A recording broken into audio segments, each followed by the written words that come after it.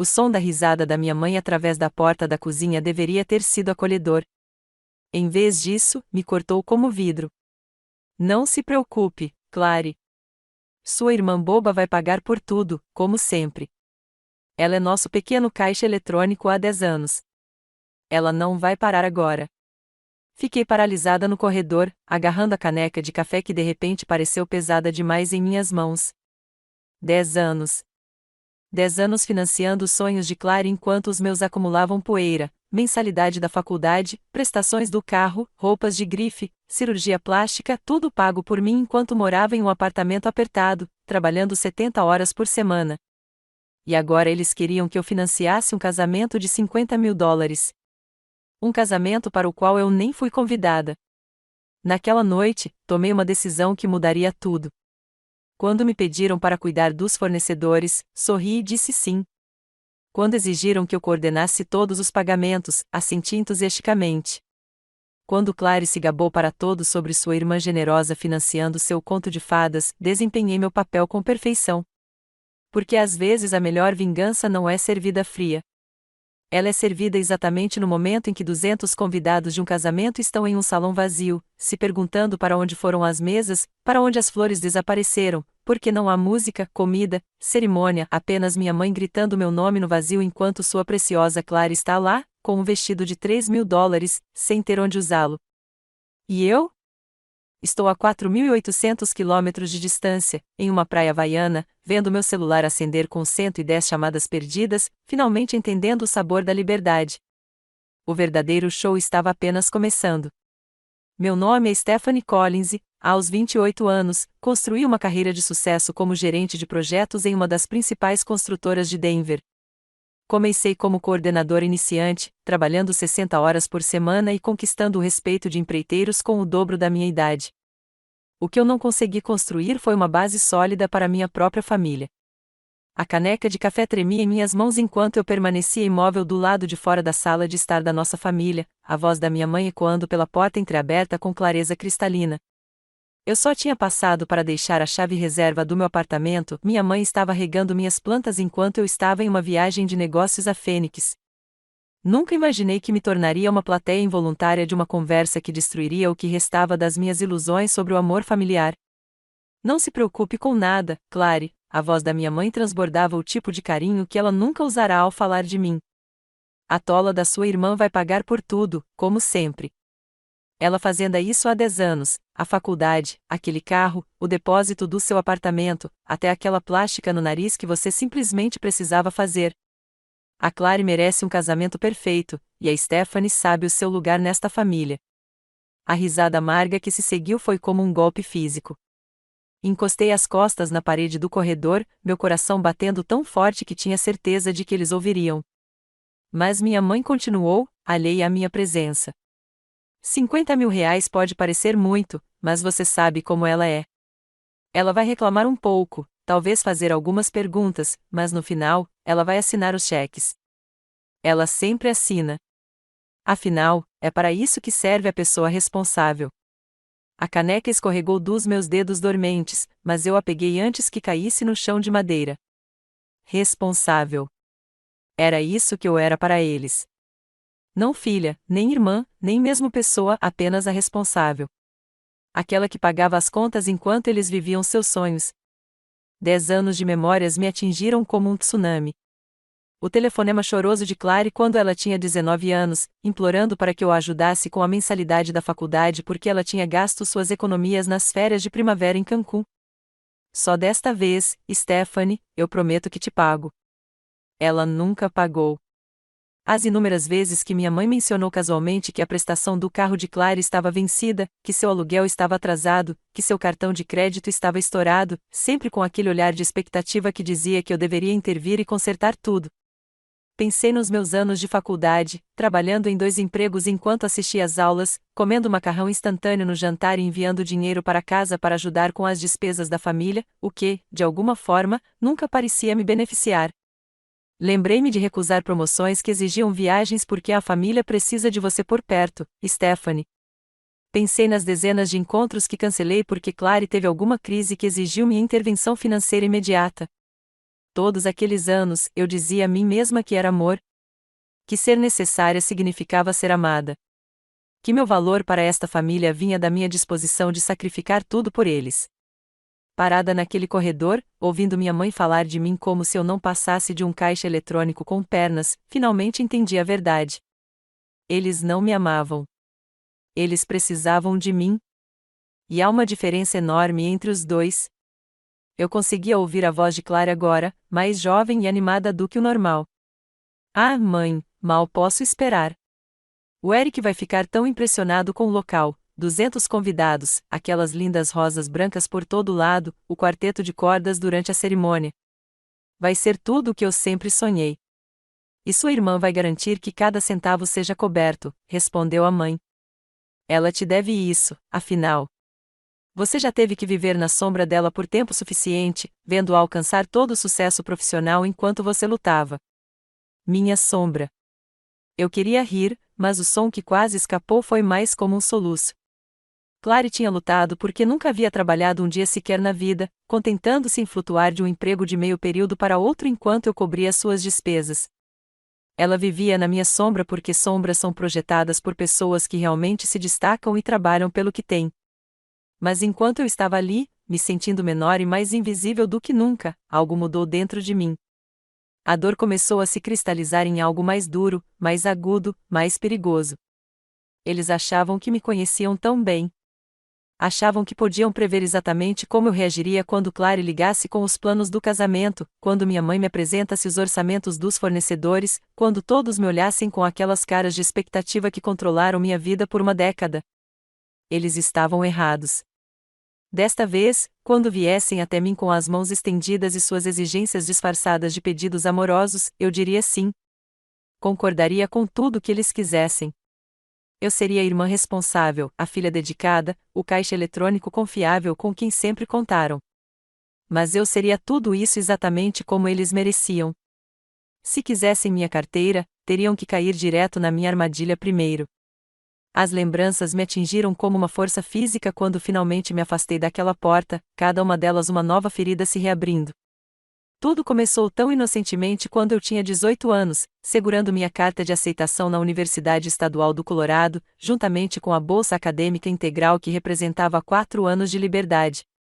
Lembro-me do orgulho na minha voz quando liguei para casa, sem fôlego de tanta empolgação com o meu futuro na arquitetura, por finalmente ter um caminho só meu. A resposta da minha mãe deveria ter sido meu primeiro aviso. Que maravilha, querida, mas você sabe que a Clara está tendo muita dificuldade para entrar em qualquer lugar decente. As notas dela não eram boas o suficiente para bolsas de estudo. Houve uma pausa, o tipo que sempre precede um pedido que eu não podia recusar.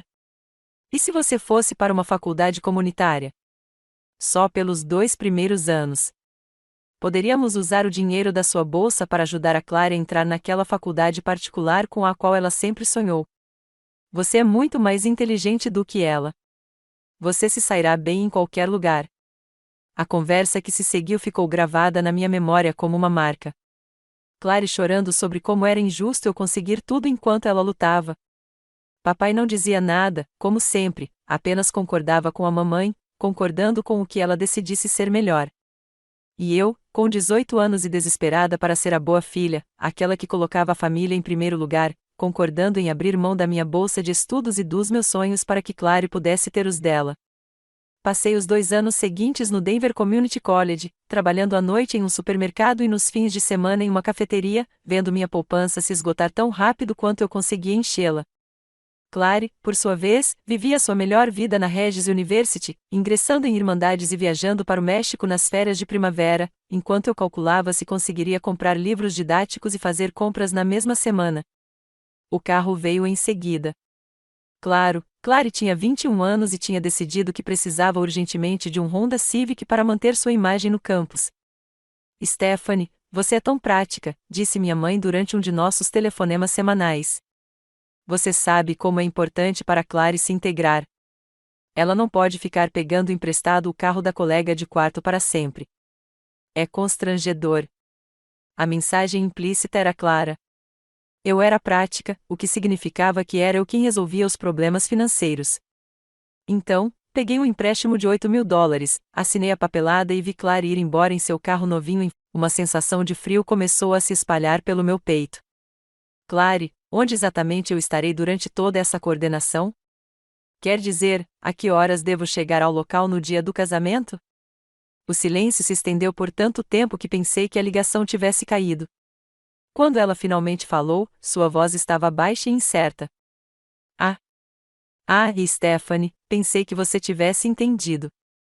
Você estará tão ocupada naquele dia cuidando de todos os pagamentos dos fornecedores e garantindo que tudo corra bem. Além disso, você sabe como é a capacidade do local. Eles são muito rigorosos com a contagem de convidados. E como a família do Eric é tão grande e todos os nossos amigos. Quer dizer, você praticamente vai comandar o evento inteiro de qualquer maneira. Você estará ocupada demais para assistir à cerimônia. As palavras me atingiram como água gelada. Ocupada demais para ir ao casamento da minha irmã, porque eu teria que pagar por ele. Não uma convidada, apenas uma madrinha. Não uma família, apenas um recurso financeiro a ser administrado e utilizado. Entendo, eu disse baixinho. Você entende, né? Quer dizer, você nunca gostou muito de festas, e alguém precisa cuidar de toda a logística. Você é muito bom nisso. Eu entendia perfeitamente.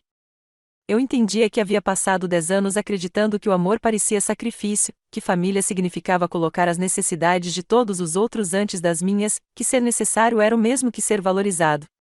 Eu entendia que estava errado sobre tudo isso. Eu entendo perfeitamente, Clary. Depois de desligar, sentei-me no meu escritório enquanto o sol do fim da tarde entrava pelas janelas, sentindo algo fundamental mudar dentro de mim. Se eu não seria um convidado, certamente também não seria um anfitrião. A apresentação formal ao Eric aconteceu no domingo seguinte, no nosso jantar semanal em família, uma tradição que minha mãe insistia em manter mesmo depois que Clary e eu nos mudamos. Eu estava com medo desde o telefonema de Clary, sabendo que conhecer o homem que inspirou um casamento de $50.000 exigiria mais habilidades de atuação do que eu possuía. Mas, enquanto me sentava à sua frente na mesa de jantar da minha mãe, observando usar seu charme sobre minha família, percebi que não era a única a se apresentar. Eric era inegavelmente bonito, com aquele jeito elegante e corporativo que saía bem nas fotos dos perfis do LinkedIn.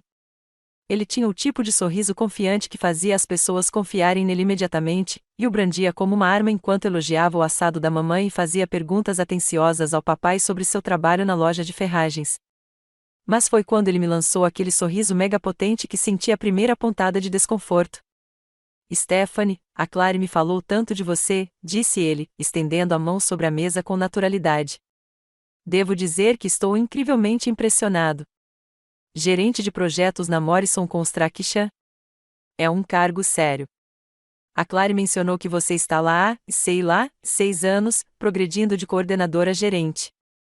Isso exige muita dedicação e inteligência. Os elogios pareciam ensaiados, como se ele os tivesse ensaiado diante do espelho. Mais revelador foi o olhar aguçado dele quando mencionou meu cargo, a sutil mudança de postura que sugeria que ele estava arquivando informações para uso posterior. Obrigada, respondi cuidadosamente. Foi uma ótima oportunidade para crescer profissionalmente. Aposto que sim. A administração de obras, especialmente no mercado atual de Denver, deve ser incrivelmente lucrativo. Quer dizer, com todo o desenvolvimento acontecendo no centro e nos subúrbios, empresas como a Morrison devem estar conseguindo contratos enormes. Ele se inclinou ligeiramente para a frente, seu interesse parecendo genuíno para todos os outros na mesa, mas calculista para mim. Você deve estar se saindo muito bem. Clary sorriu para ele como se ele tivesse acabado de acabar com a fome no mundo. Ele não é um amor? Ele se interessa tanto pela carreira de todo mundo. O Eric está abrindo seu próprio negócio de consultoria, não é, querida? Só começando a decolar, disse Eric com o que eu começava a reconhecer como falsa modéstia. Ainda na fase de investimento. Você sabe como é. Mas chega de falar de mim, Stephanie. Estou curioso sobre o mercado residencial. Clary mencionou que você tem procurado imóveis para investir. Quase engasguei com a água. Eu nunca tinha mencionado imóveis para investimento para Clary, principalmente porque nunca me sobrara dinheiro suficiente depois de financiar o estilo de vida dela para investir em nada. Acho que pode haver alguma confusão, eu disse lentamente. Ah, talvez eu tenha entendido errado, disse Eric suavemente, mas seus olhos permaneceram fixos nos meus. A Clary estava me contando sobre seu planejamento financeiro, como você é responsável com o dinheiro. Ela mencionou que você tem sido incrivelmente generoso com a família ao longo dos anos. Esse tipo de estabilidade financeira é raro em alguém da nossa idade. O jeito como ele disse a nossa idade me fez perceber que ele provavelmente era mais velho do que Clary havia mencionado. Havia linhas finas ao redor dos olhos dele que sugeriam que ele estava mais próximo da minha idade do que da dela, talvez até mais velho. Mas Clary o encarava com tanta adoração que duvidei que ela tivesse notado ou se importado. Família ajuda família, eu disse, a frase familiar com um gosto amargo na minha boca. Exatamente. O sorriso de Eric se alargou. Essa é uma filosofia tão linda. Clary tem muita sorte de ter uma irmã que entende a importância do apoio familiar.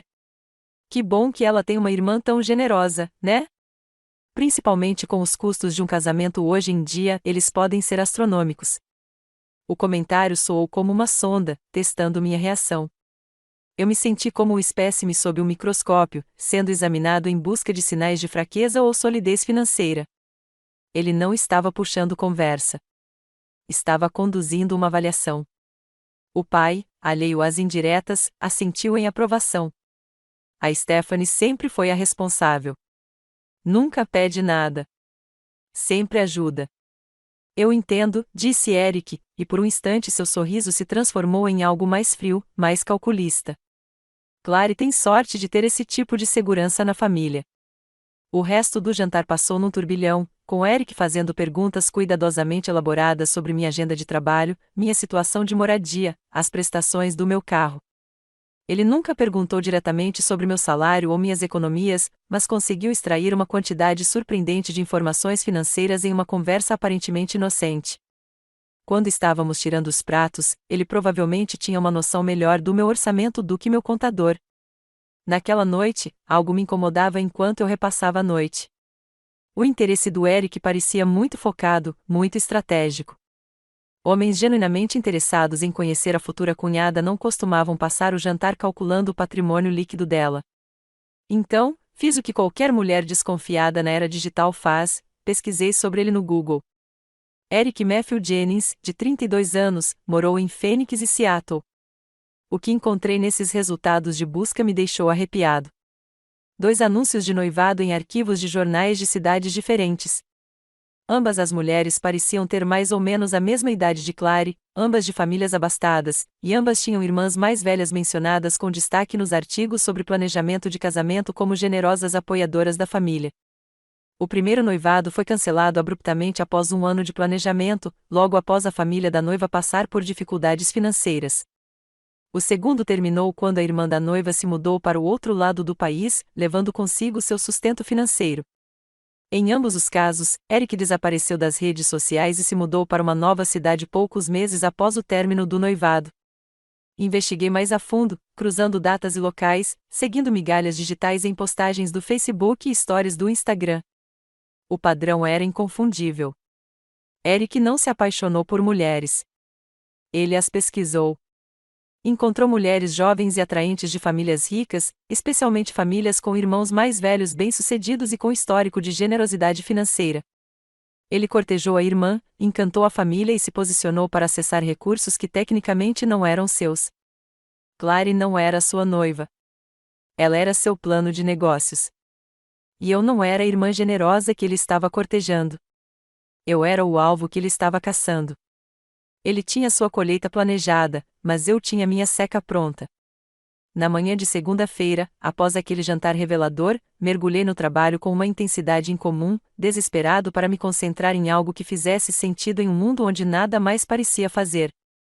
O projeto de reforma do Riverside Commons era meu bebê há 6 meses, um prédio histórico de escritório sendo convertido em um espaço comercial e residencial de uso misto.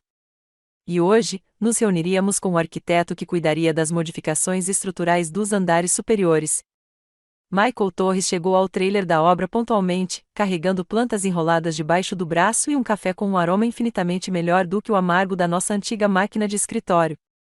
Ele era alto e magro, com cabelos escuros que pareciam ter passado os dedos por eles enquanto estudava os planos. E quando apertou minha mão, quando concordei em ser o contato principal com todos os fornecedores, cuidar de todos os depósitos e pagamentos finais, coordenar cada detalhe da elaborada celebração, eles pensaram que estavam testemunhando minha rendição às obrigações familiares. O que estavam, na verdade, testemunhando era que eu assumia o controle total do casamento deles, de uma forma que me daria poder absoluto sobre o sucesso ou o fracasso. Cada sim era mais uma tranca na gaiola deles. 2 semanas depois de aceitar meu cargo de coordenadora de casamentos, me vi sentada no escritório de um corretor de hipotecas, finalmente pronta para dar o passo que vinha adiando há anos, comprar minha própria casa. A conversa com Michael sobre o que eu queria para mim havia plantado uma semente que rapidamente se transformava em ação. Pela primeira vez na minha vida adulta, eu estava tomando uma decisão baseada puramente em meus próprios desejos, e não em obrigações familiares. Isso deve ser simples, disse Janete, a agente de crédito, enquanto abria meu relatório de crédito na tela do computador. Você tem um emprego estável, um bom histórico de renda e, pelo que vejo aqui, geralmente é responsável com o crédito. Ela fez uma pausa, franzindo as sobrancelhas em confusão. Mas há algo estranho aqui que precisamos esclarecer. Meu estômago embrulhou antes mesmo que eu soubesse o porquê. Que tipo de coisa estranha? Há uma conta de cartão de crédito no seu relatório para a qual não vejo histórico de pagamentos nos seus registros bancários. Mastercard, aberta há 8 meses, saldo atual de $8.400. O histórico de pagamentos mostra que está em dia, mas os pagamentos não vêm de nenhuma das contas para as quais você forneceu documentação. Inclinei-me para a frente, com a boca subitamente seca. Não abri nenhum cartão de crédito novo há 8 meses. Não solicito crédito novo há mais de 2 anos. A expressão de Janete mudou de confusa para preocupada. O endereço de cobrança registrado também é diferente do seu endereço atual 1247 Maple Street, em Lakewood. Esse é um endereço antigo? Rua Maple 1247. Minha casa de infância. Endereço dos meus pais. Você pode me dizer quais compras foram feitas com esse cartão? Perguntei, minha voz soando estranhamente distante aos meus ouvidos. Janete clicou em várias telas, franzindo ainda mais a testa. Consigo ver algumas das categorias de estabelecimentos. Há várias cobranças para consultórios médicos, o que parecem ser serviços de spa e alguns adiantamentos em dinheiro. A maior cobrança individual é de $3.500 para algo chamado Rocky Mountain Cosmetic Surgery. A sala começou a girar. A Rocky Mountain Cosmetic Surgery era onde Clary tinha feito sua rinoplastia 6 meses antes, o procedimento que ela disse ter sido um presente de uma amiga generosa quando perguntei como ela tinha conseguido pagar, a mesma cirurgia que eu tinha sido educado demais para questionar, presumindo que ela mesma tivesse economizado o dinheiro. Preciso ver esses registros, eu disse, com a voz mais áspera do que pretendia. Todos eles. Este cartão foi aberto de forma fraudulenta. O que se seguiu foi a hora mais surreal da minha vida. Janete me orientou no processo de registro de fraude, documentando simultaneamente todas as cobranças na conta não autorizada. O padrão que surgiu era assustadoramente familiar: a cirurgia plástica de Clary, sim, mas também as mensalidades de um spa em Cherry Creek que eu sabia que minha mãe frequentava, saques em dinheiro todas as sextas-feiras à noite, de $200 a $300, em caixas eletrônicos perto dos cassinos Blackwell, onde minha mãe havia mencionado ir só por diversão, com seus amigos da igreja. Só os saques em dinheiro totalizaram mais de $4.000, todos feitos nas noites de sexta-feira e nos fins de semana. As cobranças do spa eram mensais, perfeitamente sincronizadas com os compromissos fixos da minha mãe. Havia cobranças em lojas de departamento de luxo onde Clary fazia compras, restaurantes onde minha família jantava em ocasiões especiais e até o que parecia ser o depósito para o vestido de noiva de Clary. A assinatura no requerimento, eu disse, com as mãos tremendo enquanto segurava a papelada que Janete havia impresso. Posso ver? Quando ela me mostrou o formulário de crédito, olhei para uma versão da minha assinatura que era reconhecível, mas não totalmente correta. Alguém havia praticado a escrita do meu nome, estudado minha caligrafia com atenção suficiente para criar uma falsificação aceitável, mas as diferenças sutis eram óbvias para mim, a forma como o S se curvava, a inclinação das letras, a pressão dos traços da caneta. Era como olhar para uma fotografia ligeiramente alterada. Quem teria acesso a amostras da sua assinatura? Janete perguntou gentilmente. Pensei em todos os cartões de aniversário que assinei ao longo dos anos, em todos os cheques que passei para familiares, em todos os documentos que deixei espalhados durante as visitas à casa dos meus pais. Pensei no jeito cuidadoso da minha mãe lidar com a papelada, em como ela sempre se oferecia para arquivar as coisas com segurança quando eu deixava documentos importantes na casa deles. Minha mãe, eu disse baixinho. A compostura profissional de Janete vacilou um pouco. Infelizmente, familiares cometendo roubo de identidade são mais comuns do que as pessoas imaginam. A boa notícia é que podemos contestar essas cobranças e remover essa conta do seu relatório de crédito. A má notícia é que você precisará registrar um boletim de ocorrência se quiser prosseguir com o processo. À medida que continuávamos investigando meu histórico de crédito, Janete descobriu 2 outras irregularidades que me deixaram arrepiado. Meu endereço constava como contato autorizado para 3 outras contas de crédito que não eram minhas, o que significava que contas e extratos de dívidas de outra pessoa estavam sendo enviados para o meu apartamento.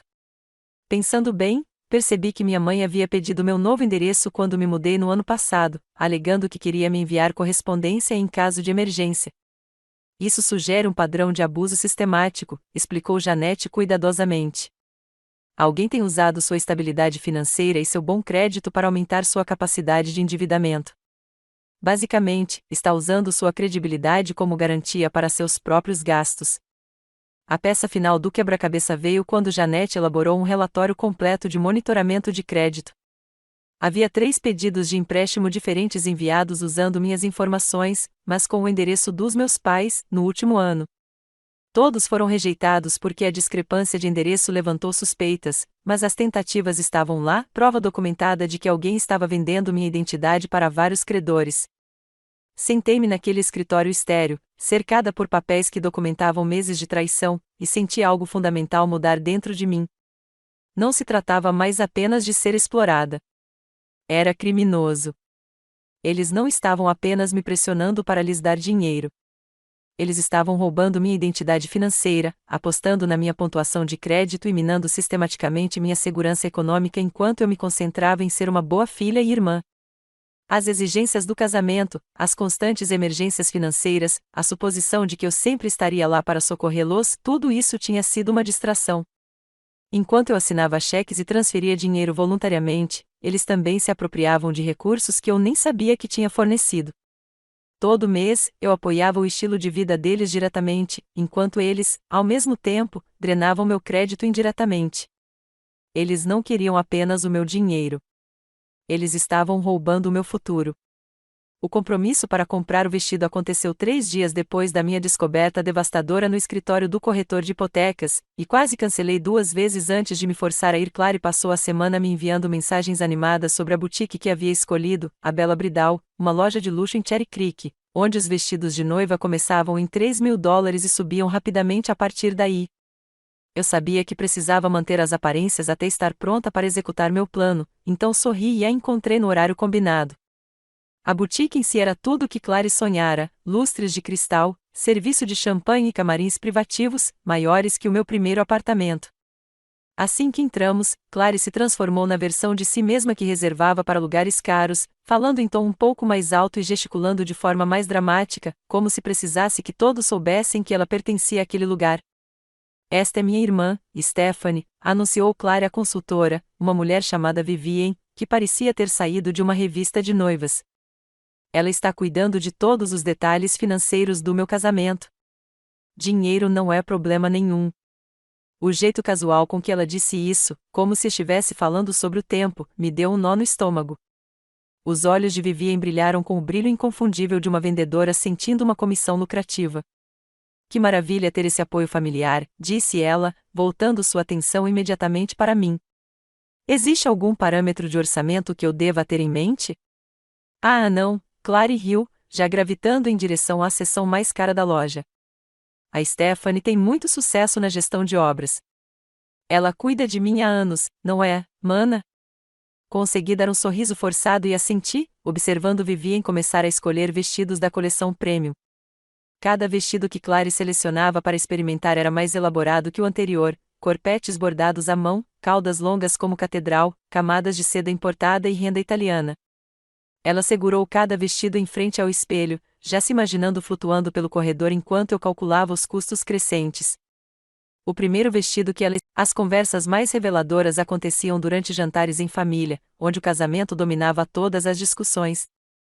Falavam sobre minhas contribuições financeiras como se estivessem falando sobre o clima inevitável, previsível, sem exigir confirmação minha. Mamãe mencionava prazos com fornecedores, embora presumisse que eu os cumpriria. Clary descrevia melhorias de última hora, embora presumisse que eu arcaria com os custos adicionais. Eric sugeria complementos caros, enquanto tratava minha carteira como um recurso renovável. Cada suposição se tornava mais uma evidência. Cada expectativa era adicionada à minha documentação. Cada referência casual à minha responsabilidade era preservada para a posteridade. Eu estava construindo um registro abrangente de como minha família me via, não como uma pessoa com autonomia e escolha, mas como um instrumento financeiro que existia para realizar seus sonhos. Eles estavam planejando a festa deles, mas eu estava planejando o acerto de contas deles. Não me passou despercebida a ironia de que, enquanto orquestrava a destruição sistemática das fantasias de casamento da minha família, eu também vivenciava o relacionamento mais saudável da minha vida adulta. Michael vinha me convidando para um café depois das reuniões do nosso projeto há semanas, e eu finalmente aceitei na sexta-feira anterior, principalmente porque precisava de algo normal para me ancorar enquanto todo o resto da minha vida descambou para um caos calculado. Tínhamos ido além do café para um jantar de verdade em um pequeno restaurante italiano no centro de Denver, o tipo de lugar com toalhas de mesa xadrez e vinho servido em potes de vidro, onde o foco era a conversa em vez de impressionar alguém. Michael havia escolhido aquele lugar especificamente porque era silencioso o suficiente para conversar, disse ele. E quando nos acomodamos em nossa mesa de canto, percebi o quão estranho o conceito de conversa ininterrupta havia se tornado para mim. Você parece diferente esta noite, observou Michael enquanto esperávamos pelos nossos aperitivos, seus olhos escuros estudando meu rosto com a mesma atenção que dedicava a projetos arquitetônicos. Mais tenso do que o normal. Está tudo bem com o projeto Riverside? Tomei um gole de vinho e pensei em como responder. A verdade é que a parte profissional da minha vida era a única que ia bem. Todo o resto parecia estar no meio de um terremoto fingindo que o chão não estava se movendo sob meus pés. O trabalho está ótimo, eu disse finalmente. São coisas mais pessoais, obrigações familiares. Você sabe como é. Na verdade, não, respondeu Michael gentilmente, e algo em seu tom me fez levantar os olhos da minha taça de vinho.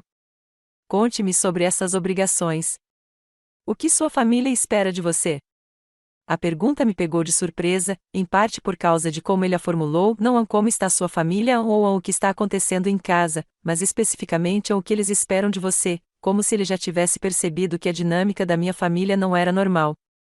Bem, minha irmã vai se casar, comecei, e então me vi explicando os custos do local, as despesas com o vestido, os planos elaborados para a recepção. Michael ouviu sem interromper, mas pude ver sua expressão mudar enquanto eu descrevia o orçamento de $50.000 e meu papel como única financiadora. Espere, disse-lhe finalmente, largando o garfo. Deixa eu ver se entendi direito. Sua irmã vai ter um casamento que custa mais do que o salário anual da maioria das pessoas, e você vai pagar tudo. Qual é a contribuição dela? Ela é a noiva, eu disse automaticamente, então percebi o quão absurdo isso soava quando dito em voz alta para alguém de fora do ecossistema familiar. E a contribuição dos seus pais? Eles estão fornecendo apoio emocional e assistência de planejamento. Michael me encarou por um longo momento, e eu praticamente o vi processando a informação. Stephanie, o que você queria ser quando era mais jovem, antes de toda essa gestão financeira familiar tomar conta da sua vida? A pergunta me pegou completamente de surpresa. Quando foi a última vez que alguém perguntou sobre meus sonhos em vez da minha conta bancária? Eu me vi lutando para lembrar o que eu queria antes de me tornar a solução financeira da família para todos os problemas. Eu queria ser arquiteta, disse eu lentamente, as palavras parecendo enferrujadas pelo desuso. Eu costumava passar horas desenhando projetos de edifícios, imaginando espaços que fariam as pessoas se sentirem felizes e seguras. Eu tinha um portfólio inteiro de esboços quando estava no ensino médio, casas com janelas grandes e jardins, prédios de escritórios com luz natural e espaços verdes integrados ao projeto. O que aconteceu com aquele sonho? A simples pergunta me atingiu como um golpe físico. O que tinha acontecido eram as mensalidades da faculdade da Clary, as contas médicas da minha mãe e uma dúzia de outras crises familiares que me obrigaram a escolher a carreira mais lucrativa em vez de seguir minha paixão. A vida ficou complicada, eu disse. Mas a expressão de Michael me disse que ele não estava acreditando naquela explicação. Stephanie, preciso dizer uma coisa, e espero que você não leve a mal. Ele se inclinou para a frente, com a voz séria. O que você está descrevendo não é apoio familiar normal. Isso é exploração. Famílias saudáveis não designam uma pessoa como recurso financeiro para os sonhos de todos os outros enquanto essa pessoa sacrifica os seus próprios. Comecei a protestar, a oferecer as explicações familiares sobre lealdade familiar e responsabilidade compartilhada. Mas Michael continuou: eu venho de uma família grande, 4 irmãos, muitos primos, pais que tiveram dificuldades financeiras quando éramos crianças. Nós todos ajudamos uns aos outros ao longo dos anos, mas sempre foi recíproco.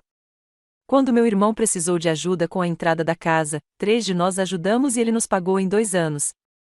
Quando minha irmã estava passando pelo divórcio, todos nós contribuímos com os custos legais, mas ela nunca esperou que uma única pessoa carregasse todo o fardo.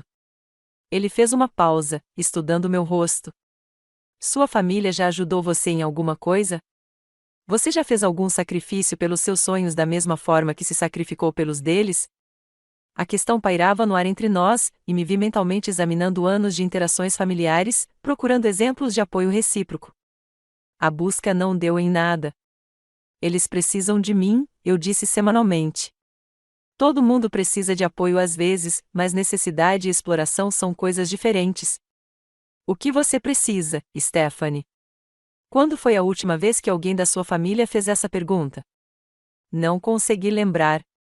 Eu literalmente não conseguia me lembrar de uma única conversa em que alguém tivesse perguntado sobre minhas necessidades, meus sonhos, minha felicidade sem imediatamente começar a falar sobre como eu poderia ajudar com seus problemas.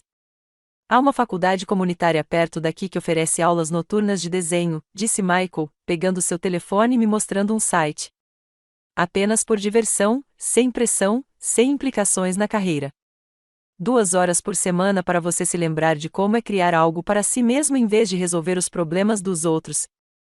Ao olhar a descrição do curso, senti algo que não sentia há anos. Empolgação por algo que era puramente meu. Não há obrigações familiares associadas. Nenhuma implicação financeira para mais ninguém. Apenas eu explorando um interesse que abandonei há uma década. Não sei se tenho tempo. Comecei a dizer a resposta automática tão arraigada que quase não percebi que estava dizendo isso.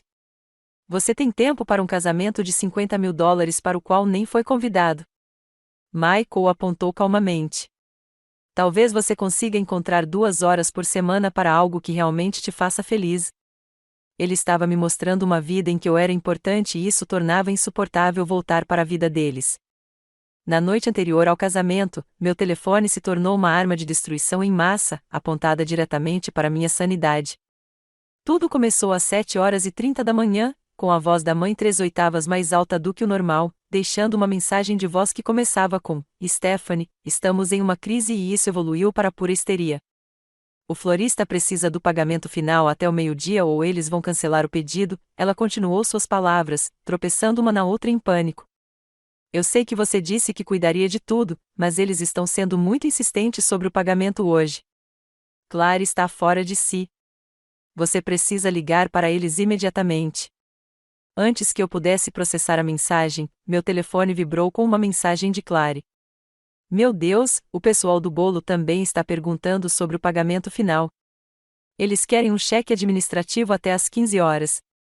Além disso, o quarteto de cordas está perguntando sobre os honorários, e a mãe diz que você tem as informações de contato deles. Isso é muito estressante. Eu ainda estava lendo a mensagem de Claire quando recebi a mensagem de Eric. Olá Stephanie, uma pergunta rápida sobre as despesas da despedida de solteiro do último final de semana. O cara dividiu os custos, mas colocamos tudo no meu cartão esperando o reembolso. O total chegou a $1.200. Você pode me enviar uma mensagem pelo Venmo hoje? Obrigado. Às 10 horas da manhã, meu telefone tocou 17 vezes. Mamãe ligou mais 2 vezes, cada mensagem mais frenética que a anterior. Clary enviou um fluxo constante de mensagens sobre confirmações de fornecedores, perguntas sobre configuração e adições de última hora que ela aparentemente aprovou sem consultar ninguém.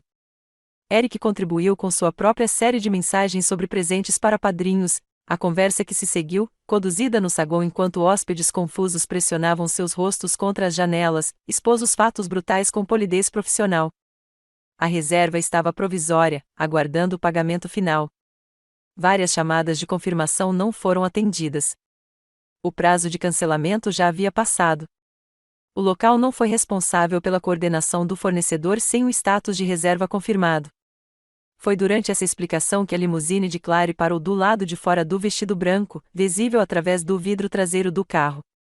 O fotógrafo Eric contratou um dos poucos fornecedores que trabalhavam com pagamento após a entrega e capturou o momento em que Clary saiu do carro com seu vestido de $4.500, esperando ser recebida por sua festa de casamento, mas, em vez disso, encontrou grupos de pessoas vestidas de forma exagerada, parecendo perdidas e desconfortáveis. A visão de Clary em seu vestido elaborado caminhando em direção a um prédio que claramente não continha nenhum casamento criou um cenário surreal que vários convidados começaram a registrar em seus celulares. Ela se movia como alguém que ainda vivia na fantasia, com a cauda arrastando-se atrás dela no asfalto, sua tiara brilhando ao sol da manhã. Enquanto isso, a realidade da situação se tornava cada vez mais óbvia para todos, exceto para ela. O rosto de Eric quando percebeu o que estava acontecendo se tornou objeto de fascínio particular para entusiastas de desastres em casamentos online. A transformação de noivo confiante em impostor mortificado foi capturada em alta definição por vários celulares e depois musicada por usuários criativos de mídia social. Sua gagueira corada quando os convidados começavam a fazer perguntas sobre fornecedores e pagamentos era uma evidência clara de sua natureza interesseira para qualquer um que não a tivesse visto antes. A pergunta que cortou o caos crescente veio da tia-avó de Eric, Marta, uma senhora idosa com uma voz treinada por décadas de ensino fundamental. De pé no salão de recepção vazio, enquanto Clary permanecia congelada em seu vestido de noiva, tia Marta fez a pergunta que todos estavam pensando: onde está a irmã que pagou por tudo? Ela não deveria estar aqui gerenciando esse desastre? O silêncio naquele salão vazio era mais alto do que qualquer música poderia ser. O colapso começou com a voz da mãe ecoando pelo salão de recepção vazio. Um som tão cru e primitivo que cortou o murmúrio confuso de 200 convidados do casamento como um grito em uma biblioteca. Mais tarde, assisti a esse momento dezenas de vezes em várias plataformas de mídia social, pois vários convidados começaram a gravar quando a situação se tornou obviamente desastrosa. Mas foi o áudio que fez os vídeos se tornarem virais. O som de uma mulher perdendo completamente o controle da maneira mais pública possível. Stephanie. A voz da minha mãe falhou quando ela gritou meu nome. Sua cuidadosa compostura de mãe da noiva se estilhaçando como vidro batendo em concreto. Stephanie Collins, onde você está? Você fez isso. Você estragou tudo. Ela ficou parada no centro da pista de dança vazia, seu vestido azul claro amassado de tanto que ela tentava pegar o celular, seu cabelo normalmente perfeito desgrenhado de tanto passar as mãos nele em pânico. O que se seguiu foi uma explosão verbal que assombraria as reuniões familiares pelos próximos anos, se é que havia alguma reunião familiar para ser assombrada. Mamãe começou a listar todas as falhas percebidas em meu caráter no volume máximo. Sua voz ecoou pelo salão de recepção e chegou ao estacionamento, onde os convidados que haviam fugido do constrangimento ainda estavam parados, perplexos. Ela é egoísta. Ela é vingativa. Depois de tudo que essa família fez por ela, depois de todo o amor e apoio que lhe demos, é assim que ela nos retribui. As acusações da mãe ficaram mais elaboradas e desesperadas à medida que ela percebia a magnitude do desastre que se desenrolava ao seu redor. Ela prometeu cuidar de tudo. Ela mentiu para nós. Ela está com ciúmes porque Clary é linda, vai se casar e vai morrer sozinha. A ironia mais cruel era que cada palavra que ela gritava era uma evidência perfeita do motivo exato pelo qual eu havia chegado ao meu limite. Com cada acusação, cada discurso cheio de culpa, cada tentativa de me fazer o vilão da história, ela estava demonstrando para 200 testemunhas a dinâmica familiar tóxica que havia consumido minha vida adulta. Clary ficou paralisada ao lado dela, ainda em seu vestido de noiva, com o rímel começando a escorrer por suas bochechas enquanto a realidade da situação lentamente penetrava seu choque. Papai estava por perto, parecendo querer desaparecer no chão, ocasionalmente estendendo a mão para a mamãe como se quisesse acalmá-la, mas nunca fazendo contato. Seu padrão de vida de evitar conflitos continua mesmo neste momento de crise familiar extrema. As reações dos convidados criaram um estudo fascinante sobre dinâmica de grupo. Os amigos e familiares de Eric, que nunca me conheciam e não sabiam nada sobre as finanças da nossa família, pareciam confusos e desconfortáveis ao verificar seus celulares em busca de outros lugares para estar em uma tarde de sábado. Mas os amigos da igreja da minha mãe e nossos vizinhos de longa data começaram a juntar as peças da verdadeira história por trás do colapso dela, e suas expressões mudaram de confusão para compreensão e julgamento. Mais tarde, descobri que a senhora Patterson, que morou ao lado dos meus pais por 15 anos, foi ouvida dizendo ao marido: "Sempre me perguntei como eles conseguiram comprar o carro chique da Claire e fazer aquela plástica no nariz com o salário que o Robert pagava na loja de ferragens. A pobre Stephanie vem financiando o estilo de vida deles há anos." Seus comentários provocaram uma onda de observações semelhantes entre as mulheres mais velhas que observavam a dinâmica familiar se desenrolar nas funções da igreja e nas reuniões da vizinhança. "Lembra quando Stephanie perdeu o casamento de Sarah Jensen porque estava trabalhando horas extras para pagar a viagem de Claire nas férias de primavera?" Sussurrou a senhora Shen do grupo de estudo bíblico da mamãe. E naquela época ela não tinha condições de consertar o próprio carro porque tinha acabado de pagar o depósito do apartamento de Claire. As conversas começaram como sussurros, mas ficaram mais altas à medida que mais pessoas ligavam os pontos entre as acusações da mãe e a exploração financeira que testemunharam ao longo dos anos. Vários convidados mais velhos do casamento começaram a recolher suas bolsas silenciosamente e a olhar seus relógios, sinais universais de pessoas se preparando para deixar uma situação desconfortável. Mas foi a reação de Eric que forneceu a evidência mais contundente de seu verdadeiro caráter.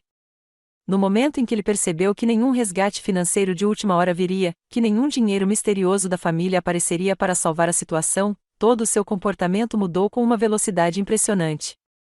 O encantador noivo que passou meses cortejando Claire e bajulando meus pais desapareceu, substituído por um homem cuja principal preocupação era proteger sua própria reputação. Mais tarde, ouvi de várias fontes que Eric foi ouvido dizendo aos padrinhos: "Fui completamente enganado sobre a situação financeira deles. Claire me disse que sua irmã era rica e generosa, mas isso é obviamente algum tipo de disfunção familiar da qual não quero fazer parte." Sua voz carregava o tom indignado de alguém que foi vítima de propaganda enganosa, e não de um homem cuja noiva estava em ruínas ao seu lado. Seu padrinho foi gravado perguntando: "O que você vai fazer?" E a resposta de Eric se tornou lendária entre os entusiastas de desastres em casamentos: "Corte minhas perdas. Essa família inteira é obviamente estável, e eu não vou me comprometer com anos de drama e caos financeiro."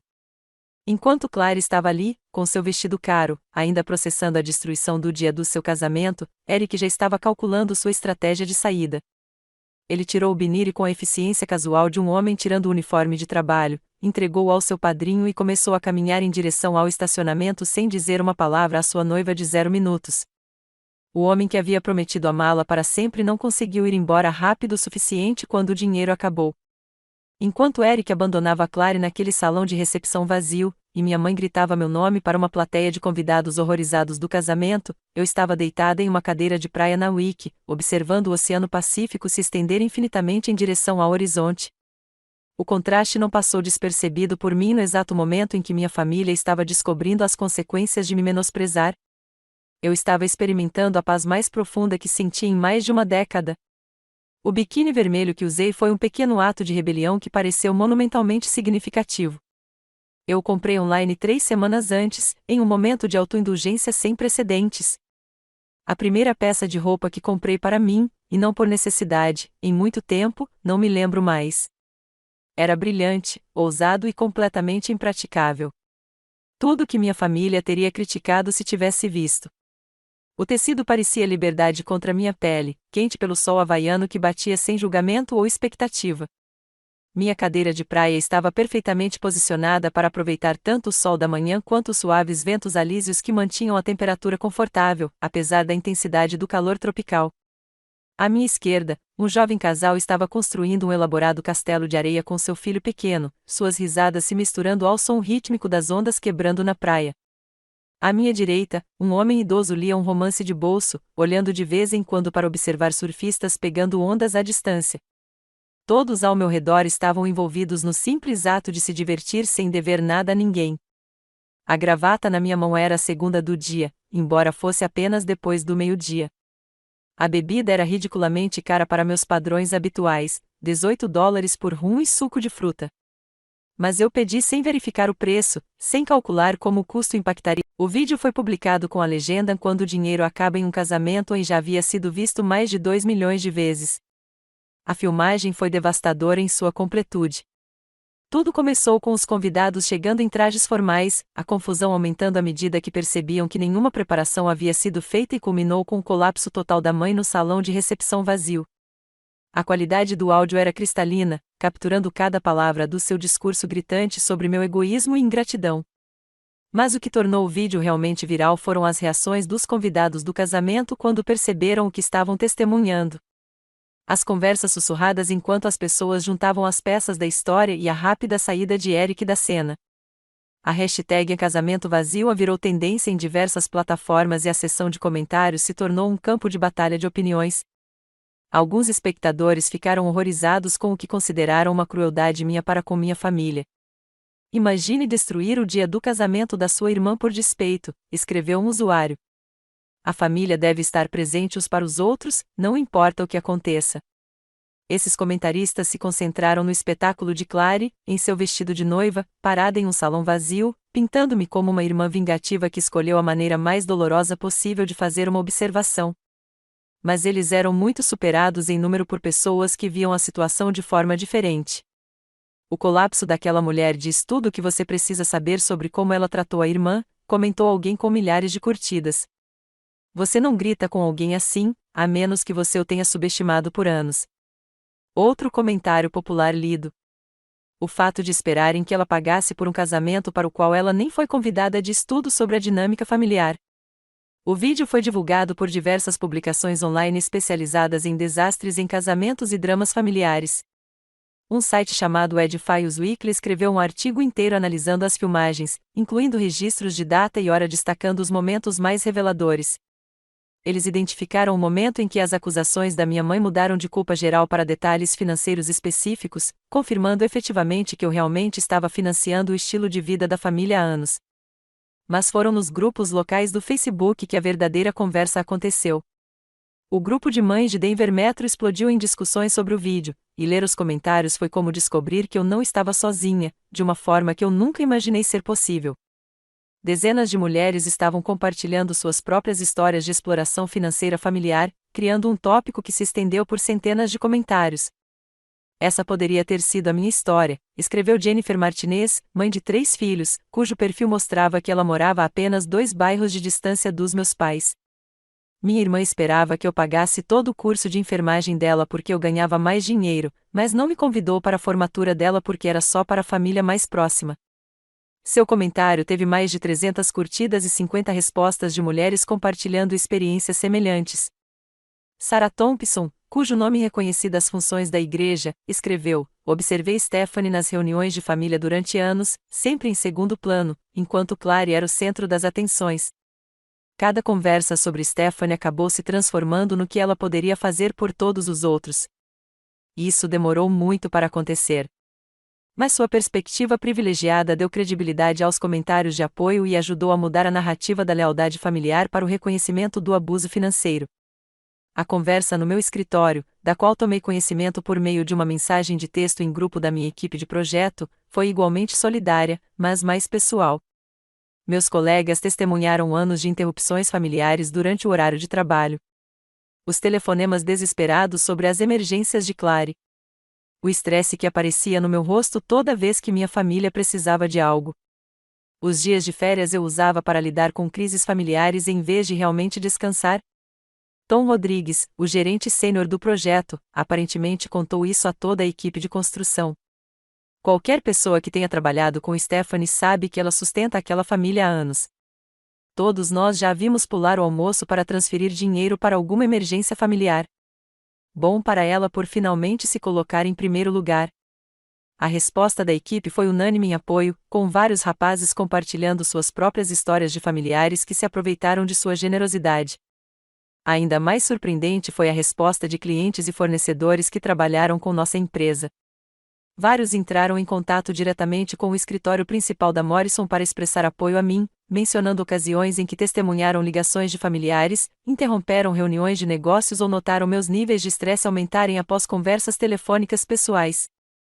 Minha reputação profissional, que eu temia que pudesse ser prejudicada pela natureza pública do drama familiar, estava na verdade melhorando à medida que as pessoas ganhavam conhecimento sobre os desafios pessoais que eu estava enfrentando enquanto mantinha meu desempenho no trabalho.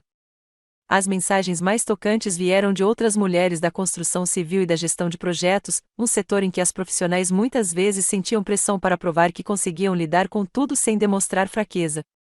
Você inspirou muitos de nós a examinar nossos próprios limites, escreveu Lisa Chan, gerente de projetos de uma empresa concorrente. Obrigado por mostrar que abandonar a toxicidade é algo corajoso, não egoísta. Fiquei famoso por ir embora, e estranhos estavam me aplaudindo. O apoio de estranhos online me deu uma coragem que eu não esperava precisar quando voltei para Denver uma semana depois, bronzeado e mais descansado do que estive em anos. Minha primeira parada não foi em casa nem no escritório, mas no banco, onde Janete estava esperando com uma pasta grossa o suficiente para sufocar um cavalo e uma expressão que misturava simpatia profissional com indignação mal contida. Nunca vi um roubo de identidade tão sistemático dentro de uma família, disse ela, espalhando documentos pela mesa de conferência como se fossem evidências em uma cena de crime. Sua mãe não abriu apenas uma conta fraudulenta. Encontramos 3 cartões de crédito, 2 empréstimos pessoais e o que parece ser uma tentativa de refinanciar seu carro sem o seu conhecimento. A falsificação é extensa e sofisticada. O relatório de análise de caligrafia que ela me mostrou era contundente em sua precisão. Um especialista certificado comparou as versões falsificadas da minha assinatura feitas pela minha mãe com amostras autênticas e documentou 17 diferenças distintas que comprovam fraude deliberada e não simples erros. Os pedidos de empréstimo continham informações de emprego falsas, números de renda inflacionados e endereços que misturavam minha localização atual com a casa dos meus pais de maneiras claramente planejadas para confundir os processos de verificação. Somos obrigados por lei federal a denunciar roubos de identidade dessa magnitude às autoridades policiais, explicou Janete, deslizando um cartão de visita sobre a mesa. O detetive Morrison, da Unidade de Crimes Financeiros, cuidará do seu caso. O banco está apresentando queixa independentemente da sua decisão pessoal sobre o processo, porque isso representa uma tentativa sistemática de fraudar nossa instituição.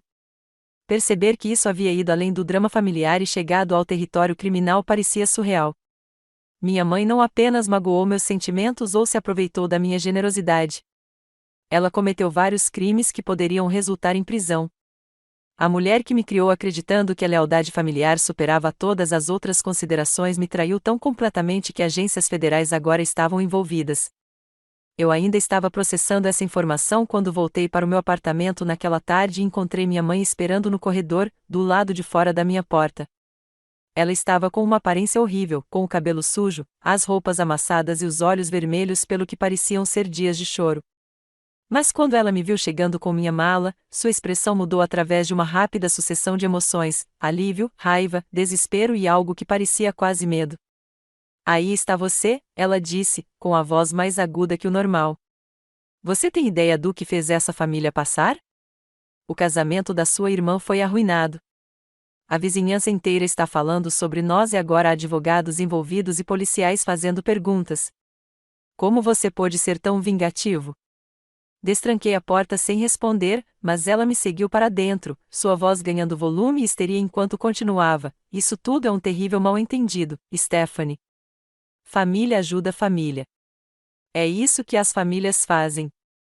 Sim, usei suas informações de crédito, mas foram para despesas familiares. Você sempre foi muito generoso e eu sabia que não se importaria de ajudar quando Clary precisasse de alguma coisa. A maneira casual com que ela admitiu a fraude foi impressionante. Ela falou sobre roubo de identidade, como discutir sobre pedir açúcar emprestado a um vizinho, como se minha identidade financeira fosse propriedade da comunidade a qual ela tinha todo o direito de acessar. Quando mostrei ela o boletim de ocorrência que havia registrado naquela manhã, seu comportamento mudou de indignação para pânico em segundos. Você chamou a polícia sozinha, mãe? Sua voz falhou em choque genuíno. Depois de tudo que fiz por você, depois de criá-lo, amá-lo e apoiar seus sonhos, você vai destruir minha vida por causa de algumas contas de cartão de crédito. Mãe, você cometeu roubo de identidade, eu disse baixinho. Várias vezes com assinaturas falsificadas.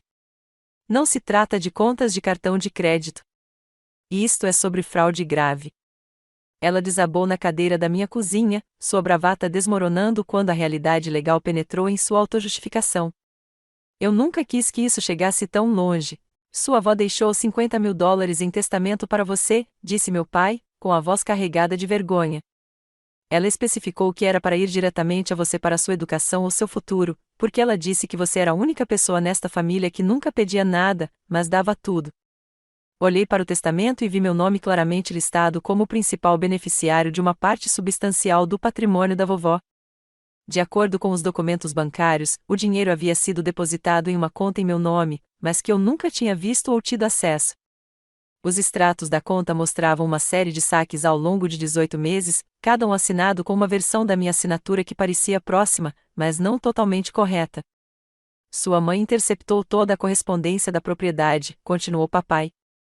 Ela encaminhou a correspondência para uma caixa postal que alugou especificamente para esse propósito e, então, falsificou a papelada necessária para acessar a conta. Descobri isso 6 meses depois da morte da minha avó, quando estava examinando alguns papéis e encontrei cópias dos documentos do espólio que ela havia escondido. Os extratos bancários contavam a história de como minha herança havia sido gasta. Uma grande retirada coincidiu com a cirurgia estética de Clary. Outra parte foi usada para o que o memorando descreveu como despesas de férias em família. O cruzeiro para o Alasca que mamãe e Clary fizeram no verão anterior, alegando que o ganharam em uma rifa da igreja. Quantias menores eram retiradas regularmente, aparentemente usadas para as despesas de rotina que minha mãe vinha me pedindo para cobrir durante o mesmo período. Eu confrontei sua mãe sobre isso, disse papai, com a voz quase inaudível.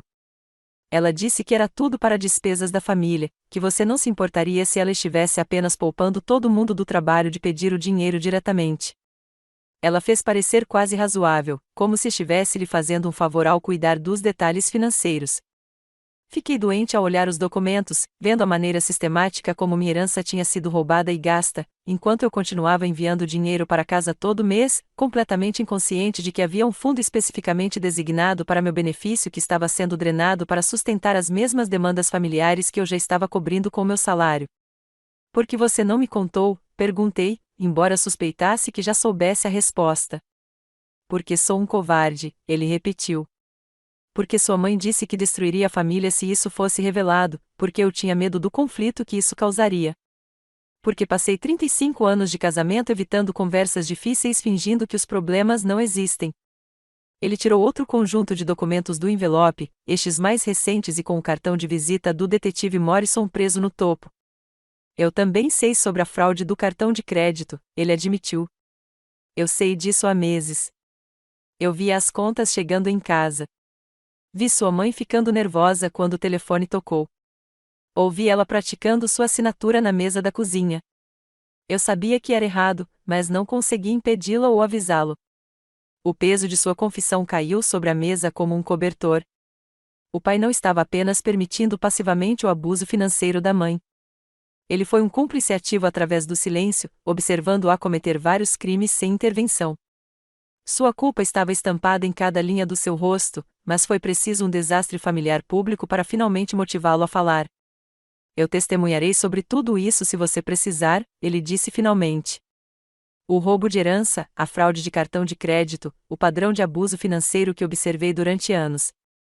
Sei que isso não vai desfazer o dano que causei ao ficar em silêncio, mas talvez possa ajudar a garantir que a justiça seja feita. Durante 28 anos me perguntei por que minha avó nunca me deixou nada. Acontece que ela tinha e eles roubaram isso também. Saber sobre a herança roubada do meu pai me deixou com uma sensação de vazio que eu não esperava. Mas voltei a me dedicar ao trabalho com foco renovado, grato pela normalidade dos cronogramas de construção e das reuniões com fornecedores. Era quinta-feira à tarde quando minha assistente bateu na porta do meu escritório com uma expressão que misturava preocupação com curiosidade mal contida. Stephanie, tem uma mulher aqui para te ver. Diz que é sua irmã, mas ela não parece bem. Ela está muito chateada e está deixando alguns dos nossos subcontratados desconfortáveis no saguão. Encontrei Clary sentada em uma das cadeiras de clientes perto da recepção, e vê-la foi realmente chocante. Ela havia perdido pelo menos 7 quilos desde a última vez que a vi, seu rosto estava magro e seus olhos fundos com olheiras que denunciavam noites sem dormir e má nutrição. Seu cabelo, normalmente penteado com perfeição, pendia solto e sujo sobre seus ombros. Ela estava vestindo calça de moletom e uma camiseta amassada, roupas com as quais eu nunca tinha visto em público antes. E ela agarrou uma caixa de lenços como se fosse uma tábua de salvação. Precisamos conversar, ela disse sem preâmbulos, sua voz soando como resultado de dias de choro. Podemos ir a algum lugar privado? Levei-a até a pequena sala de conferências que usávamos para reuniões com clientes, ciente dos olhares curiosos dos meus colegas. Clary nunca tinha visitado meu local de trabalho antes. Ela nunca demonstrou interesse na minha vida profissional além da capacidade dela de gerar dinheiro para suas necessidades. O fato de ela estar ali agora, parecendo desesperada e destruída, significava que sua situação havia se tornado realmente terrível. Eric terminou comigo, ela disse no momento em que fechei a porta, as palavras saindo rapidamente. 3 dias depois do desastre do casamento, ele me enviou uma mensagem de texto dizendo que não podia mais ser associado à disfunção familiar. Uma mensagem de texto para Stephanie. Depois de 2 anos juntos, depois de prometer me amar para sempre, ele terminou nosso relacionamento com uma mensagem de texto porque o dinheiro acabou. Ela se desfez em lágrimas, e eu me vi sentindo genuinamente pena dela, apesar de tudo o que tinha acontecido. Seja lá o que Clary fosse, ela acreditava que Eric a amava, e descobrir sua natureza mercenária por meio de um abandono tão cruel teria sido devastador. Sinto muito, Clary, eu disse, e falei sério. Você não merecia isso. Não tenho para onde ir. Ela continuou limpando o nariz com um lenço que já estava se desfazendo pelo uso excessivo. Eric estava pagando pelo meu apartamento e cancelou tudo, o aluguel, as contas de serviços públicos e até o seguro do meu carro. Estou morando com a mamãe e o papai, mas eles mal se falam por causa de todos os problemas legais com a polícia, e a mamãe chora constantemente sobre como você estragou tudo. A revelação do apartamento não me surpreendeu. O rápido abandono financeiro de Eric era totalmente consistente com seu padrão de interesseira. Mas ver Clary forçada a confrontar a realidade de sua completa dependência dos outros foi ao mesmo tempo gratificante e lamentável. Eu sei o que você está pensando, ela disse, olhando para mim com uma expressão que era ao mesmo tempo desafiadora e suplicante. Você está pensando que eu recebi o que merecia. E talvez você esteja certo. Mas Stephanie, preciso que você saiba que eu sempre soube que não era justo. A admissão pairou no ar entre nós, a primeira coisa honesta que ela disse sobre a dinâmica da nossa família em anos. Eu sabia que a mamãe te tratava de forma diferente, ela continuou, com a voz quase sussurrando. Eu sabia que ela esperava que você pagasse por tudo e me desse toda a atenção e elogios. Eu sabia que você trabalhava até a exaustão para financiar meu estilo de vida enquanto eu não contribuía em nada. Eu sempre soube que era errado. Esperei pelo pedido de desculpas, por alguma expressão de remorso ou gratidão, mas ele não veio. Em vez disso, as próximas palavras de Clary revelaram que sua autoconsciência veio acompanhada de um toque de autojustificação que era de tirar o fôlego em sua audácia. Mas eu estava com medo de ser a responsável, ela disse, olhando para mim com olhos que pareciam esperar compreensão em vez de julgamento. Você sempre foi tão bom em lidar com a pressão, tão capaz de administrar tudo. Era mais fácil deixar você carregar todo o fardo porque eu sabia que você conseguiria lidar com isso, mas eu não tinha certeza se conseguiria. E a lógica era surpreendente. Ela sabia que nossa dinâmica familiar era exploradora e injusta. Mas ela participou mesmo assim porque achou conveniente. Ela me viu sacrificar meus sonhos, meus relacionamentos, minha segurança financeira em benefício dela, e decidiu deixar isso continuar porque assumir a responsabilidade por si mesma parecia muito difícil. Eu precisava de alguém para cuidar de mim, ela continuou como se isso explicasse tudo. Você nunca pareceu precisar desse tipo de apoio. Você sempre foi tão independente, tão autossuficiente. Mamãe costumava dizer que você nasceu responsável, enquanto eu nasci para ser amado. Parecia que estávamos apenas desempenhando nossos papéis naturais. Olhei para ela do outro lado da mesa de conferências, percebendo que mesmo em seu momento de colapso total, Clary ainda se via como vítima das circunstâncias e não como arquiteta de sua própria dependência.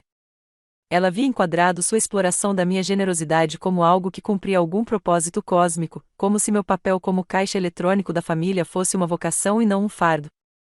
Então, o que você quer de mim, Clary? Perguntei. Seu rosto se iluminou de esperança, e vi um lampejo do charme manipulador que havia funcionado com Eric e inúmeros outros. Quero que voltemos ao normal, ela disse ansiosamente. Eu sei que você está bravo e tinha todo o direito de expressar sua opinião sobre o casamento, mas agora podemos começar do zero.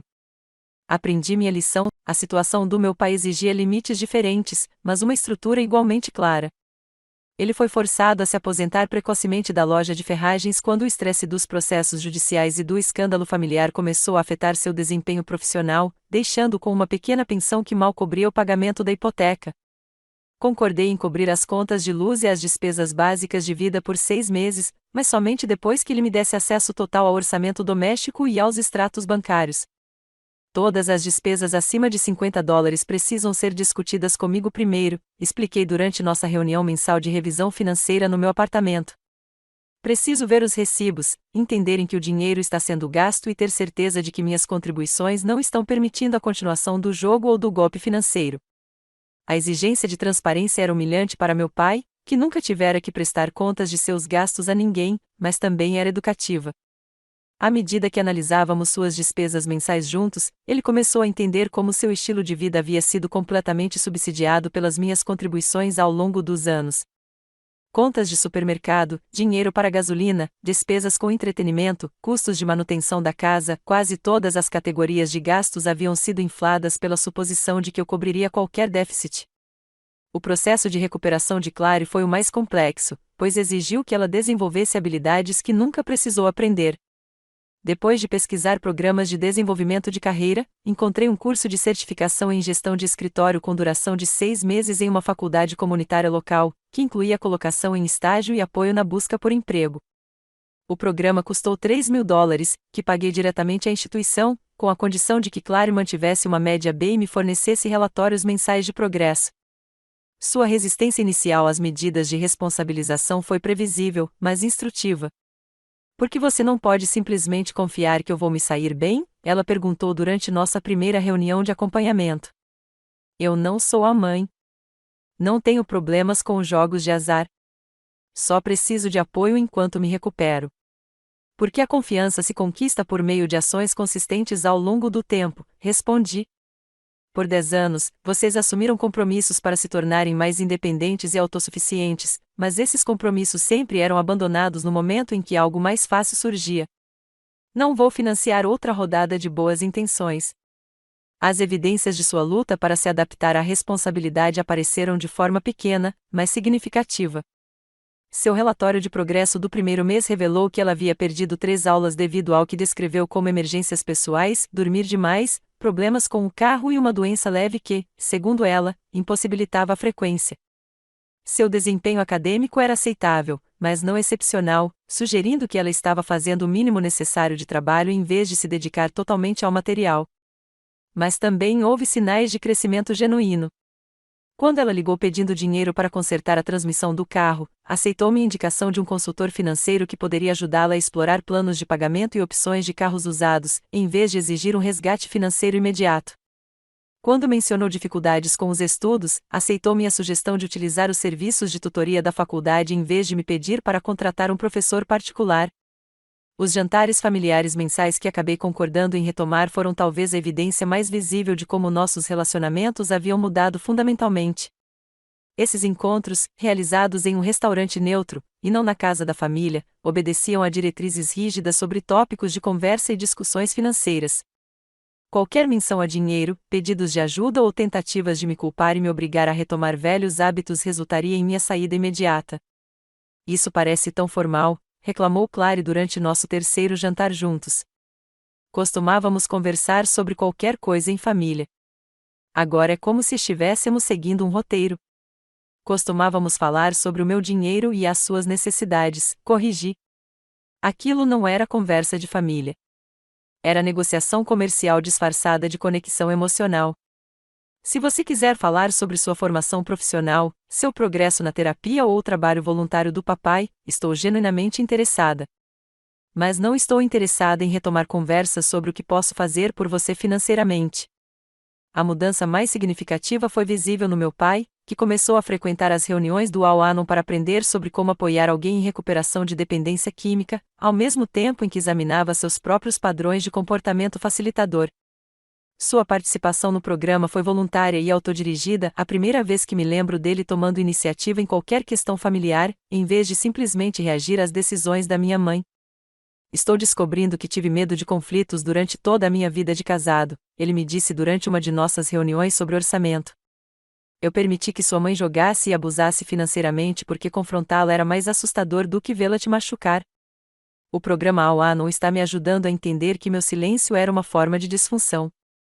Essas conversas com meu pai foram dolorosas, mas necessárias, criando espaço para que ele reconhecesse seu papel na dinâmica tóxica da família, ao mesmo tempo em que demonstrava seu comprometimento com mudanças reais, em vez de apenas se desculpar por comportamentos passados. Sua disposição em analisar seus próprios fracassos me deu esperança de que nosso relacionamento poderia eventualmente evoluir para além de transações financeiras e gerenciamento de crises. Amar não significa ser a conta bancária pessoal de alguém. Significa ajudá-lo a aprender a administrar a sua própria. Com os novos limites firmemente estabelecidos e a crise da minha família não consumindo mais cada momento livre de energia mental, descobri algo notável: eu tinha uma margem de manobra para ambições profissionais que estavam adormecidas há anos.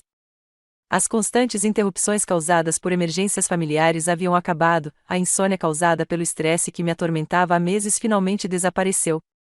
E, pela primeira vez desde a faculdade, pude me concentrar inteiramente na minha carreira sem me preocupar com quando a próxima crise financeira prejudicaria minha concentração. A promoção para gerente sênior de projetos veio 6 meses após o desastre do casamento, após a conclusão bem-sucedida da reforma do Riverside Commons que me apresentou a Michael. Minha supervisora, Janete Martinez, me chamou em sua sala numa tarde de sexta-feira com um sorriso que imediatamente me disse que as notícias eram boas. A Morrison Construction está se expandindo para o desenvolvimento comercial e precisamos de alguém para chefiar a nova divisão, disse ela, deslizando uma pasta sobre a mesa. Seu trabalho em Riverside demonstrou exatamente o tipo de liderança e atenção aos detalhes de que precisamos. O cargo inclui um aumento salarial de 40%, sua própria equipe de coordenadores de projeto e a oportunidade de concorrer a alguns dos maiores projetos de desenvolvimento do Colorado. Só o aumento salarial já era mais do que eu jamais imaginara ganhar. Mas o que mais me empolgava era o desafio criativo da nova função. Em vez de gerenciar reformas de estruturas existentes, eu me envolveria no planejamento e na execução de empreendimentos comerciais completamente novos, do zero.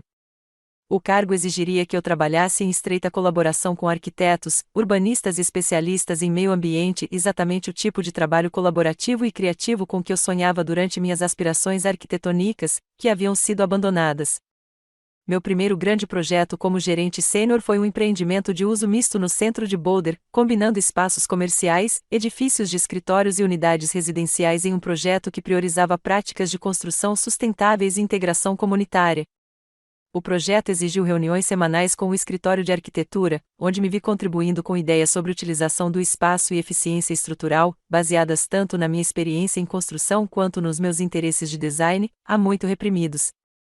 Você deveria ter sido arquiteta, comentou Rebecca Shane, arquiteta-chefe do projeto, depois que sugeri modificações na orientação do edifício que maximizariam a luz natural e minimizariam os custos de energia.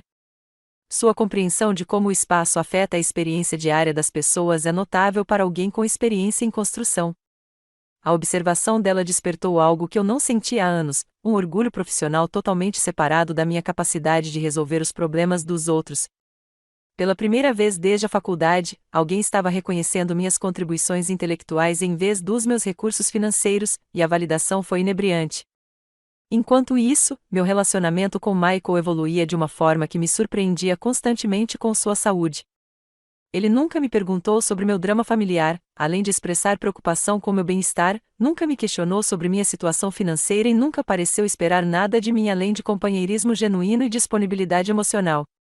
Aprender a receber esse tipo de afeto descomplicado era como aprender uma língua estrangeira, familiar o suficiente para ser reconhecida, mas exigindo um esforço consciente para entender e responder adequadamente. Nossos encontros eram simples e focados em interesses em comum, em vez de experiências caras criadas para impressionar. Passávamos as manhãs de sábado em feiras livres, discutindo práticas de construção sustentáveis e técnicas de agricultura orgânica. Caminhamos juntos por trilhas nas montanhas, conversando sobre arquitetura e design ambiental enquanto apreciávamos a beleza natural do Colorado. Preparamos o jantar juntos no apartamento dele, experimentando receitas e rindo dos nossos fracassos na cozinha, sem nenhuma tensão latente sobre quem pagaria as compras ou de quem seria a vez de contribuir financeiramente. A noite que ele me pediu em casamento era tão perfeitamente alinhada com quem eu estava me tornando que me deixou sem palavras, da melhor maneira possível. Em vez de um restaurante caro ou algumas conversas acontecem dentro de nós, e essas são as que mais importam. E esse pensamento permaneceu comigo enquanto as rodas do jato beijavam a pista um ano depois, e a cabine aplaudia por hábito, o tipo de pequeno ritual que costumava me irritar por ser performático, mas agora simplesmente me fazia sorrir porque até estranhos têm seus jeitos de marcar chegadas. Desta vez, eu tinha voltado ao Havaí não para desaparecer, mas para ser vista. Michael apertou minha mão enquanto esperávamos por nossas malas, uma pressão silenciosa e constante que indicava que não tínhamos nada para fugir, apenas algo em direção ao qual caminhar. O ar do lado de fora do terminal estava quente e salgado, como eu me lembrava, com ventos alísios levantando as pontas do meu cabelo e trazendo consigo um aroma de plumeria, protetor solar e abacaxi grelhado. Lembrei-me da última vez que estive aqui, com o celular virado para baixo em uma cadeira de praia, contando a sequência de chamadas perdidas como granizo batendo no telhado. Hoje, meu celular estava ligado, com a tela para cima, macio, com notificações de aplicativos de companhias aéreas e uma única mensagem do meu pai: espero que seu voo tenha sido tranquilo, garoto. Mande uma foto quando puder. Eu ri porque tínhamos chegado a um futuro em que pedir uma foto era tudo o que ele queria de mim. Cheques, transferências, pedidos de desculpas e justificativas haviam saído do nosso vocabulário, e finalmente estávamos aprendendo novas palavras: pequeno, comum e, felizmente, leve. Mais tarde, quando o concierge deslizou um cartão-chave sobre a mesa de mármore e nos parabenizou pelo noivado, Michael se inclinou e sussurrou: então é assim que se sente ao começar de novo.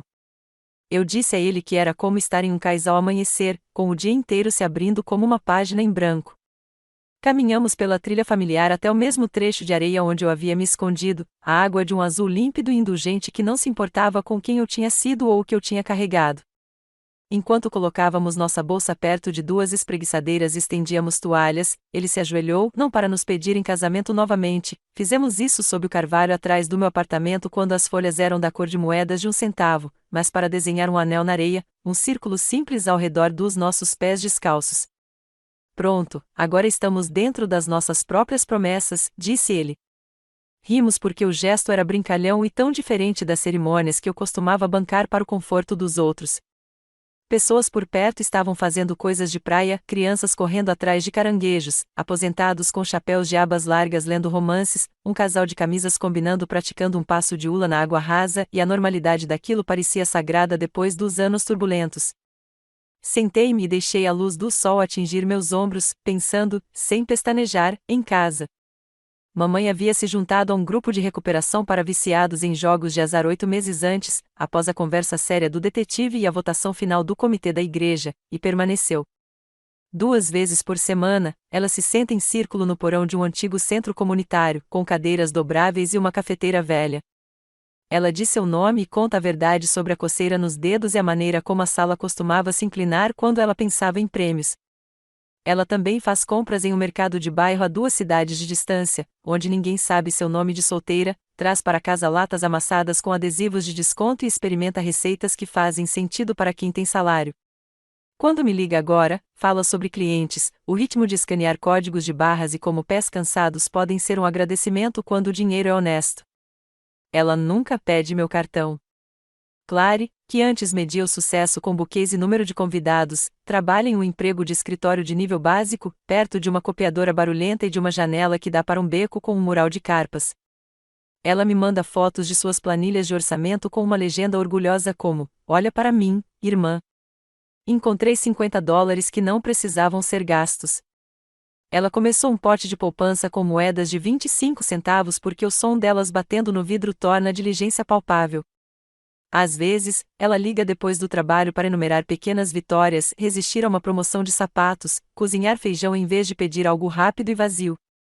Quando ela me diz que está aprendendo a diferença entre bonito e verdadeiro, eu digo que isso é sabedoria de nível universitário. Meu pai, que passou anos sentado em uma cadeira observando as tempestades passarem, agora monta mesas dobráveis em uma biblioteca pública nas noites de terça-feira e se voluntária para uma aula de educação financeira para adultos, demonstrando como os juros compostos crescem e como credores predatórios escondem taxas em letras borradas. Ele gosta do cheiro de papel dos livros emprestados, do silêncio dos estudos, da maneira como os participantes trocam histórias sobre segundas chances. Às vezes, ele encerra a sessão com uma piada sobre multas por atraso. Quando me liga depois, sua voz está mais alegre do que eu me lembrava da minha infância, como uma luz de varanda acesa para alguém que finalmente chegou. Pensar neles não me incomoda mais. Pousa suavemente, como um pássaro que sabe que não vai cair na armadilha. Não estou anotando pontos nem escrevendo faturas mentalmente. Estou sentado na areia morna, observando a maré repassar a linha da costa como se uma grande borracha estivesse passando silenciosamente por cima de tudo que tentava me prender ao passado. Michael leu por um tempo e depois cochilou. Ouvi o bater cadenciado das ondas e considerei a palavra dever, quão pesado ela havia sido quando eu a usava como um jugo, e quão comum parecia agora que eu havia separado o que me pertencia do que não me pertencia. Pensei na diferença entre obrigação e cuidado, a primeira uma coleira e a segunda uma escolha, e em quanto tempo levei para aprender que amar alguém não é o mesmo que me tornar sua bateria reserva. Eu poderia amar o esforço da minha mãe sem financiar sua recaída, amar o orçamento da minha irmã sem me tornar seu fundo de emergência, amar o orgulho voluntário do meu pai sem me sentar atrás da mesa dele para dar aulas. Eu poderia amar Michael sem lhe prometer o impossível, e ele poderia me amar sem me pedir para encolher. Meu telefone vibrou e acendeu com o nome da minha mãe, e eu não me assustei. Não senti o cinto apertar em volta das minhas costelas como antes. Observei a chamada tocar e depois parar, e então o ícone de correio de voz floresceu como uma pequena fruta. Esperei até que uma gaivota tivesse percorrido toda a extensão da sombra do nosso guarda-chuva e voltado antes de levantar o telefone e apertar o play. Sua voz era hesitante, mas calma. Ela queria saber se o mar parecia com o cartão postal que tínhamos na geladeira quando eu era criança, aquele com um hibisco e uma faixa de areia branca. Disse que tinha aprendido a fazer uma salada de frutas para as amostras de sábado da loja e que estava ficando boa em cortar cupons sem pensar em caça-níqueis. Disse que esperava que eu estivesse descansando e que não havia pressa em retornar à ligação, pois ela estava a caminho de uma reunião e falaria comigo quando eu tivesse tempo. Desliguei o telefone e fechei os olhos, sentindo a gratidão complicada que você sente quando alguém que você ama e que o machucou aprende a ser alguém que não o machuca, não por grandes gestos, mas pelo trabalho diário e nada espetacular de ser decente. Mais tarde, caminhamos até a água e deixamos que ela nos tocasse os tornozelos, depois as canelas. Michael perguntou se eu queria uma foto para enviar ao meu pai, e eu disse que sim. Ficamos com os rostos voltados para o horizonte, sem encenação, apenas abertos à luz.